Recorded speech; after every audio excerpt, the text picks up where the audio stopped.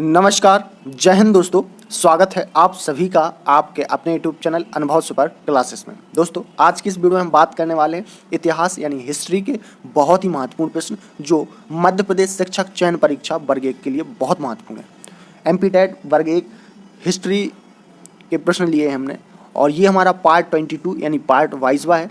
Part 21 हम upload कर चुके हैं, तो वो आप प्ले लिस्ट में जाके जरूर देखें, आपको एग्जाम में बहुत हेल्प आएंगे। दोस्तों, इसमें हमने बहुत ही महत्वपूर्ण प्रश्न लिए हैं इतिहास यानी हिस्ट्री से रिलेटेड, तो वीडियो को पूरा जरूर देखें। जो भी दोस्त चैनल पर नए आए हुए हैं वो चैनल को सब्सक्राइब कर लें और बेल आइकन का बटन ऑन कर लें, जिससे आने वाले वीडियो के सारे नोटिफिकेशन अपडेट आपको मिलते रहें। तो चलिए शुरू करते हैं आज का वीडियो।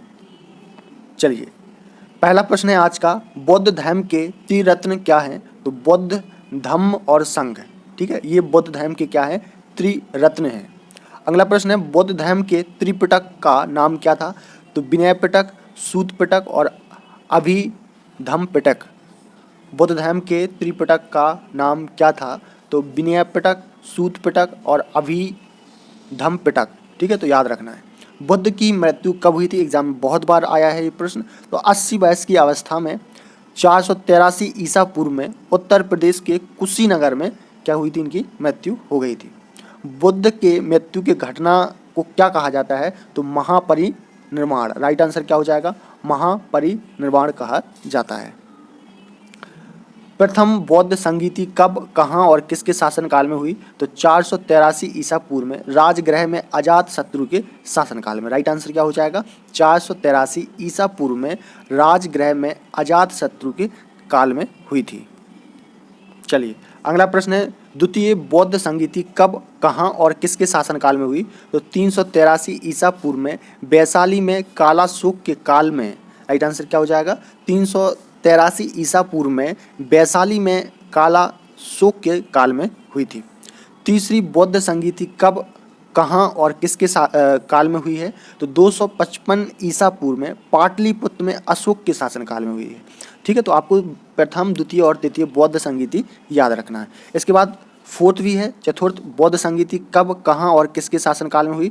तो ये हुई थी प्रथम शताब्दी में और कुंडलवन यानी कश्मीर में कनिष्क के शासनकाल में। ठीक, तो आपको याद रखना है। विश्व का सबसे बड़ा बौद्ध मठ पोतला महल कहाँ स्थित है? तो ये तिब्बत के लहासा में। राइट आंसर क्या हो जाएगा? तिब्बत के लहासा में। आप लोगों ने बोला था कि सर विश्व से रिलेटेड कुछ प्रश्न लाइए, तो हमने कुछ प्रश्न डाले हुए हैं। विश्व का सबसे बड़ा बौद्ध मठ पोतला महल कहाँ स्थित है? तो तिब्बत के लहासा में। चलिए, अगला प्रश्न है, भारत तथा एशिया का सबसे बड़ा मठ तथा विश्व का दूसरा सबसे बड़ा मठ तमांग मठ कहाँ स्थित है? तो ये है अरुणाचल प्रदेश में। राइट आंसर क्या हो जाएगा? अरुणाचल प्रदेश। इंपोर्टेंट प्रश्न है, इसे आप याद रखना।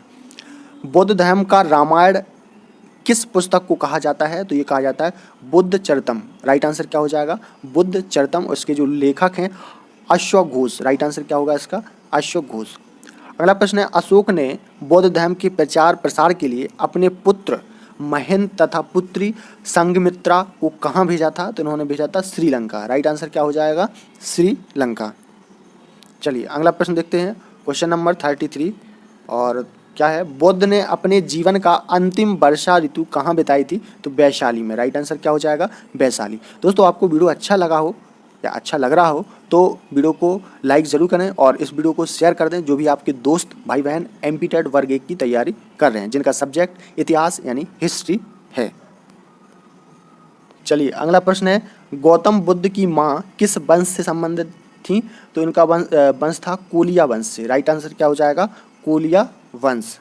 महापरिनिर्वाण मंदिर कहाँ स्थित है? तो कुशीनगर में। राइट आंसर क्या हो जाएगा? कुशीनगर।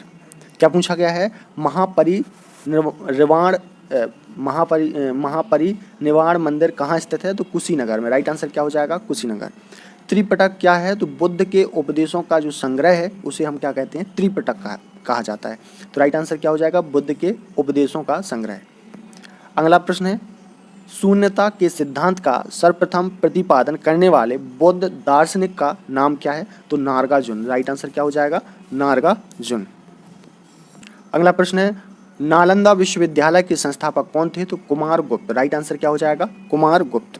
अगला प्रश्न है नालंदा विश्वविद्यालय किस लिए विश्व प्रसिद्ध है? तो बौद्ध धर्म दर्शन के लिए। राइट आंसर क्या हो जाएगा? बौद्ध धर्म दर्शन के लिए। बौद्ध धर्म ग्रहण करने वाली प्रथम महिला कौन थी? तो प्रजापति गौतमी। राइट आंसर क्या हो जाएगा? प्रजापति गौतमी। दोस्तों अब हम देखने वाले हैं यहाँ पे ईसाई धर्म से संबंधित महत्वपूर्ण प्रश्न। तो चलिए पहला प्रश्न है ईसाई धर्म के संस्थापक कौन थे? तो ईसा मसीह। राइट आंसर क्या हो जाएगा? ईसा मसीह। ईसा मसीह का जन्म कहाँ हुआ था? तो बैथलेहम नामक गांव में जो जेरूसलम में पड़ता है। कहाँ पे हुआ था? बैथलेहम नामक गांव में जो जेरूसलम में पड़ता है। तो आप लोग याद रखना।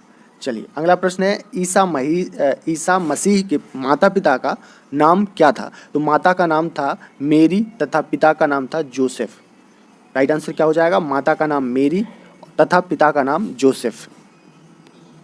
अगला प्रश्न है क्वेश्चन नंबर 5 ईसा मसीह की मृत्यु पर क्या मनाया जाता है? तो गुड फ्राइडे। राइट आंसर क्या हो जाएगा? Good Friday. ईसा मसीह को कब सूली पर चढ़ाया गया? तो 33 ईसा में। राइट आंसर क्या हो जाएगा? 33 ईसा में। ईसा मसीह को सूली पर किसने चढ़ाया था? तो रोमन गवर्नर पुटियंस ने। राइट आंसर क्या हो जाएगा? Roman governor Pontius. तो आप याद रखना है। अगला प्रश्न है ईसाई धर्म का प्रमुख ग्रंथ क्या है? तो बाइबल। राइट आंसर क्या हो जाएगा? बाइबल। ईसाई धर्म का सबसे पवित्र चिन्ह क्या है? तो क्रॉस। राइट आंसर क्या होगा? क्रॉस। ईसा मसीह के प्रमुख 2 शिष्य कौन कौन थे? कई बार एग्जाम में आया है।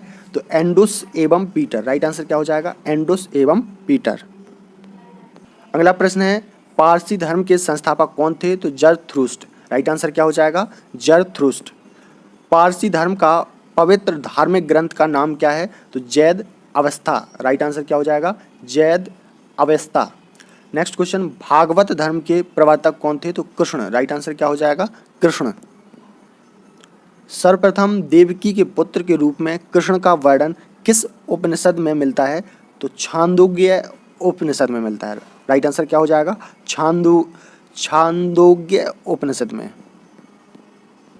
भागवत गीता के रचयिता कौन है? वेद व्यास। राइट आंसर क्या होगा? वेद व्यास। आजीवक संप्रदाय के संस्थापक कौन थे?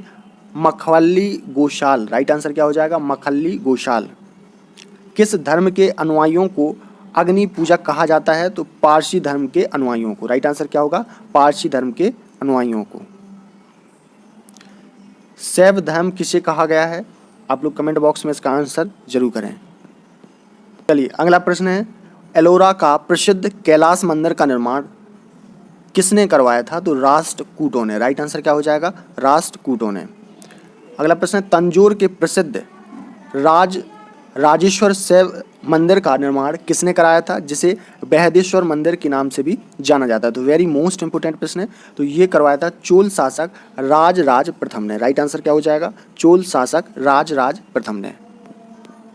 अब हम देखने वाले हैं इस्लाम धर्म से संबंधित महत्वपूर्ण प्रश्न है।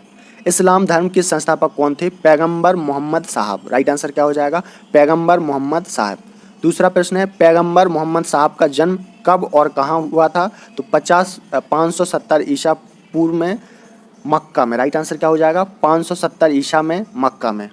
अगला प्रश्न है मोहम्मद साहब के पिता और माता का नाम क्या था? तो पिता का नाम था अब्दुल्ला और माता का नाम, ठीक है, आप लोग कमेंट बॉक्स में कमेंट करके ज़रूर बताएं। अगला प्रश्न है मोहम्मद साहब को कब और कहाँ ज्ञान की प्राप्ति हुई? तो 610 ईसा में मक्का के पास हीरा नामक गुफा में हुई थी इनको ज्ञान की प्राप्ति। तो 610 ईसा में मक्का के पास हीरा नामक गुफा में मोहम्मद साहब को ज्ञान की प्राप्ति हुई।